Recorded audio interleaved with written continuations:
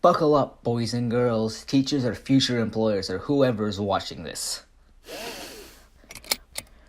Because in just over 6 minutes, we are going to teach you everything you need to know about the Italian internment.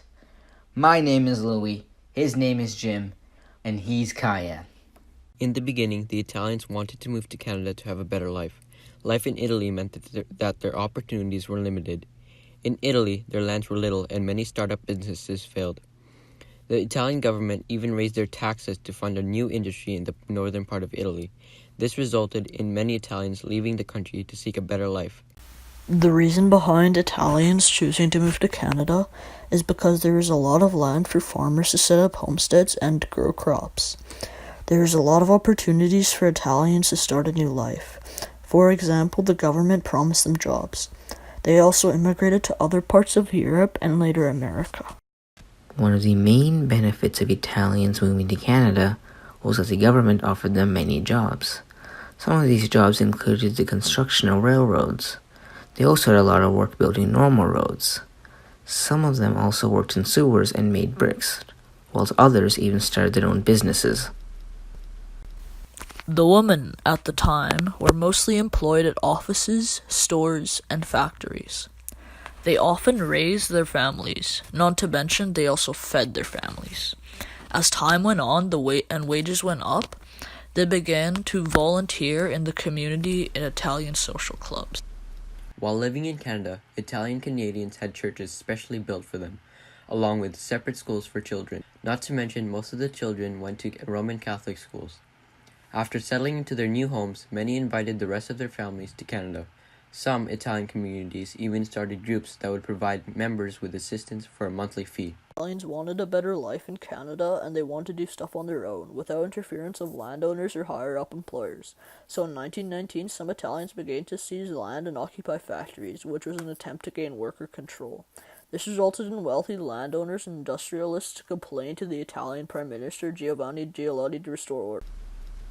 The plot twist was that Giolitti failed to act properly on the situation.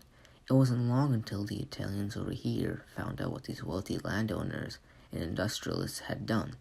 This ended up infuriating the Italian Canadians, which led to protests and elite organizations to develop. One of these organizations that developed during all this were the Black Shirts. The name was based off their military uniforms. This organization was made out of disgruntled former soldiers and formed the basis for the early fascist movement in Canada. The Black Shirts were just basic fascists in the beginning, just protesting, but they later changed their approach on handling the situation, which was to become more violent. Soon the Black Shirts started to become a violent rebellion and hurt many other people. By the end of the 1920s, the Black Shirts were destroying many organizations. They were after groups like the Communists, Catholics, Republicans, and trade unionists. At the end of all this, hundreds of people were killed. Over the course of this time period, the size of these fascist groups were expanding rapidly.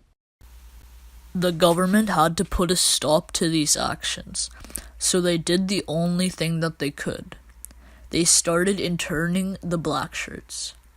They rounded them up and put them all into newly built internment camps located around Canada. Canada's declaration of war towards Italy on June 10, 1940, caused any Italian Canadian naturalized after 1922 to be known as enemy aliens. About 1,800 Italian Canadians in Vancouver, out of 4,500, were forced to file reports on their whereabouts every single month. Over 600 Italian Canadians that were under the alien status were rounded up without charges and put into over 40 depressing internment camps across Canada. These poor people were mainly the heads of their houses, and they were never charged with any horrendous criminal activity and were kept imprisoned for up to 2 years. There were many people who rightfully believed that not everyone who was interned was guilty of being a dangerous fascist. A few of these people were Bill Wren, Joe Bradette, and Roy Thompson.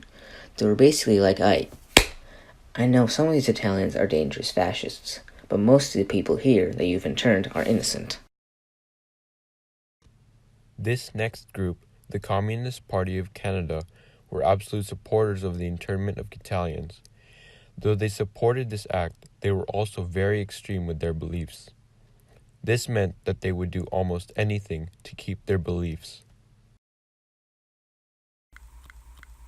One of the examples of what they did was that the Communist Party of Canada wanted anyone who sympathized for the Italians to be interned as well. They specifically wanted the 3 men that we mentioned earlier to be arrested. At the end of all this, the internment infected over 31,000 Italian Canadians across a North American country known as Canada.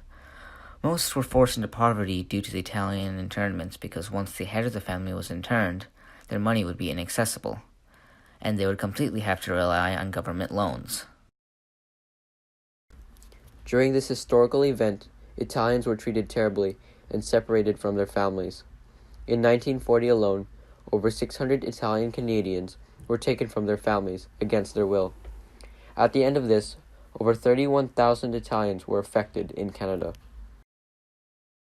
To summarize, many Italians chose to move to Canada to get a better life.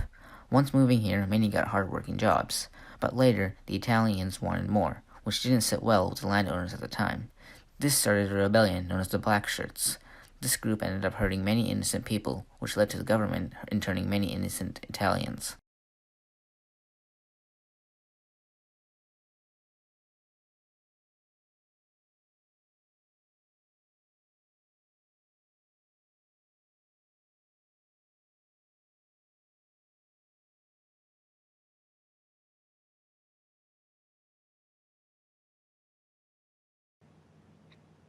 Class dismissed.